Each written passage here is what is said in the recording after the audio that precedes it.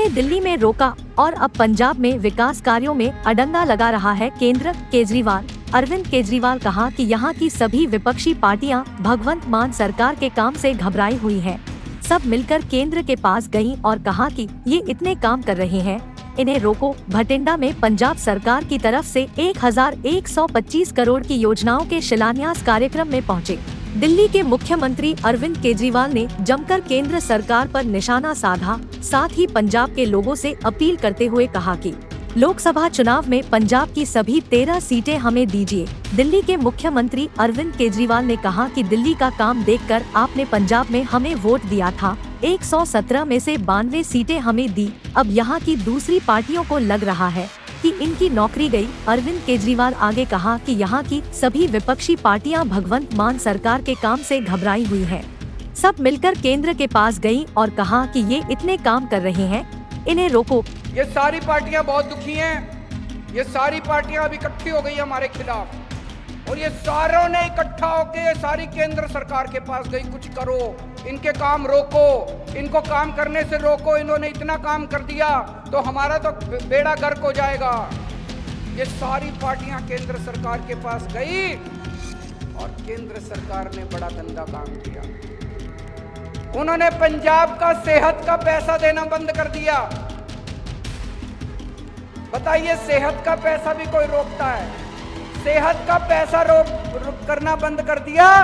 मान साहब ने जगह जगह मोहल्ला क्लिनिक खुलवा दिए, कहते तुम पैसे रोको, मैं और जनता के लिए सुविधा करूंगा और सुविधा करूंगा। उन्होंने सड़कों का पैसा रोक दिया।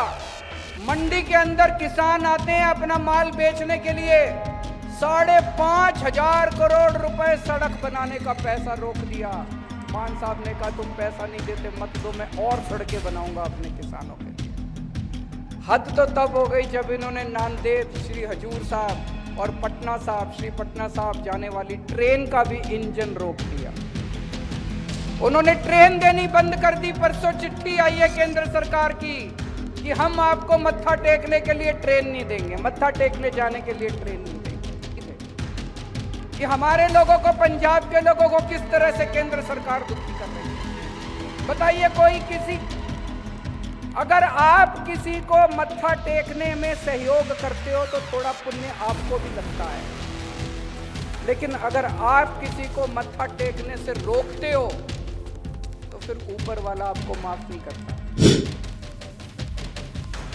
बिहार गोपालगंज में पुजारी की गोली मारकर हत्या, आंखें भी निकाली, इलाके में तनाव।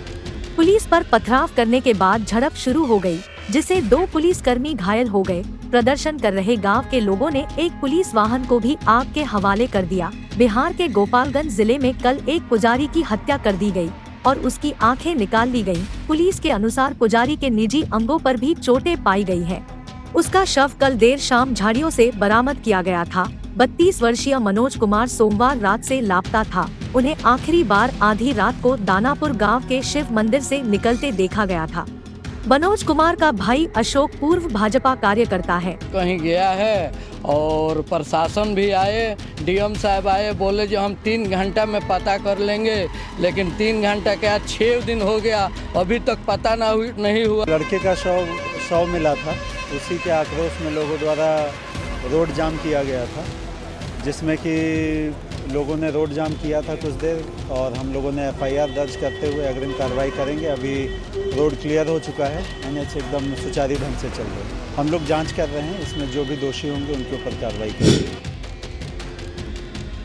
बरसों पुरानी मान्यता तोड़ रात अपने घर रुके सीएम यादव, कहा सिंधिया परिवार ने बनाई थी प्रथा। रात घर पर गुजारने के बाद सीएम डॉक्टर यादव रविवार सुबह सबसे पहले संघ कार्यालय आराधना भवन पहुंचे। यहाँ संभाग कारवाह पारस गहलोत, महानगर कारवाह मुकेश लड्डानी, सुरेश सोनी मालवा प्रांत प्रमुख और दिनेश परमार से करीब आधे घंटे तक बंद कमरे में चर्चा की। मुख्यमंत्री डॉक्टर मोहन यादव ने दशकों से किसी राजा के उज्जैन में नहीं रुकने की प्रथा को तोड़ दिया है। विकसित भारत संकल्प यात्रा के बाद आभार रैली के लिए सीएम यादव न सिर्फ रात को अपने घर पर रुके, बल्कि उन्होंने इस मिथक को सिंधिया परिवार की रणनीति बताई। रात घर में रुकने के बाद उन्होंने रविवार को संभाग के पुलिस प्रशासनिक अधिकारियों और विधायक सांसद के साथ विकास कार्यों की समीक्षा की और उनकी मॉनिटरिंग के भी निर्देश दिए।